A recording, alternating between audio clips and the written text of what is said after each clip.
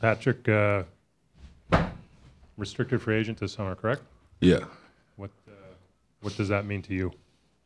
The ability to, look at other teams, but still be able to stay here, still call this place home. So at the end of the day, it's just exploring opportunities, but knowing that I still have a home here. And do you have an inclination? What was your experience here through 3 months? Was great here.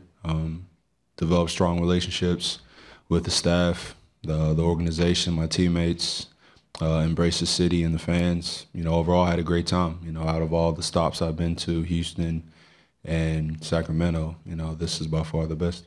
Right. You had a major role here.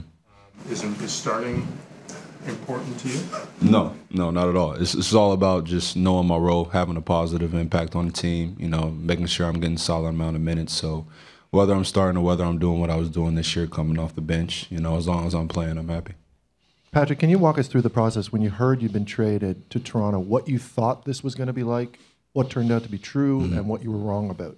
Honestly, I had no idea. I had no idea the situation, the record, the problems, the Rudy Gay or, even the record. I had no idea what was going on. All I knew was about the city, from hearing from Kyle Lowry, previous teammate I was with, and overall just other guys who have enjoyed Toronto. That's all I knew. So as far as the situation, the coaching staff, or what I was getting myself into, I had no idea. What did they tell you about the city? Great city. One of the best cities in the NBA as far as nightlife, food, fans, people, one of the most friendliest people you'll ever meet. So there's always good things. I never heard one bad thing about Toronto. Are you comfortable with the amount of minutes you're getting here, or would another situation where you had a bigger role be more attractive to you? I mean, of course, every guy wants to start in the NBA. So having the opportunity to start and having, a bigger role and more pressure and more responsibility would be appealing. But like I said, as long as I'm playing, as long as I'm comfortable, as long as I'm happy, as long as I'm involved in the team and have a positive role, I'm satisfied. I think Garnett called this like the team of the future. You see that with this Raptor team? I see that as a possibility, yeah. We're young. We have a lot of talent. We're not that experienced, but the more and more we play together, the more and more we work hard together and progressively get better throughout the season. I can see us, being one of the top teams in the NBA. Seems like once you were traded, everything just snapped into place for you almost immediately. Is this sort of the version of yourself in this league that you imagined? Just a guy who embraces his role, who doesn't step outside his box, who's comfortable with any situation he's put in, and a true professional. I thought that's what us 4 guys who came from Sacramento brought to Toronto, just professionalism and the willingness to work hard, accept our roles, and not create any problems. Patrick, what do you think the value is of that role on an NBA roster? I mean, I'm hoping it's pretty valuable. There's a lot of people in the NBA now, who either cause problems or, don't work hard or try to separate themselves from the team or aren't encouraging, just stand there, just stand around, just are to themselves per se. And with me and those guys from Sacramento, we made ourselves involved from day one, whether it was developing relationships, learning plays, trying to be involved, or just bringing, a different type of attitude and mentality to a team. Patrick, is it possible that the key to that trade was the fact that it wasn't just for one guy, it was for 4 guys who knew each other and were friends and could come in together? Yeah, I think that was a huge factor as far as us progressively getting better. You had 4 guys who have been with each other for a while, who are unselfish and willing to work hard every single day, and you bring that type of attitude to a team where guys are willing to learn and wanting to get better every single day. And when you have no problems, no guys on the team who, separate themselves from one another or who cause problems, that makes everything a lot easier. So when we came over here, we just wanted to make sure, we did the right thing. Without naming names, had you ever been on a team like that before? No.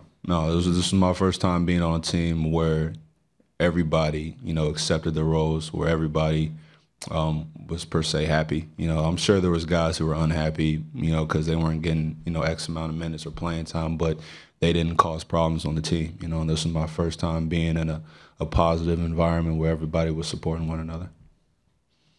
Patrick, as you mentioned, this is the second time you've been teammates with Kyle Lowry. What kind of differences do you see in him and his role with this team? The most important difference I've seen in Kyle is his ability to lose weight. When he was in Houston, he was pretty on the heavy side. So, but just pretty much his ability to be that elite point guard. I had flashes in Houston with him where he had a couple triple doubles and a couple elite games. And when I came here, it seemed like every single game was that back in Houston. And he's grown in so many ways with his basketball IQ, his mentality, his approach to the game, his overall skill set, and he's a workhorse out there. He sacrifices his body on every single play, and he plays with a lot of heart and passion, and I was extremely happy and proud to see him do what he did this year.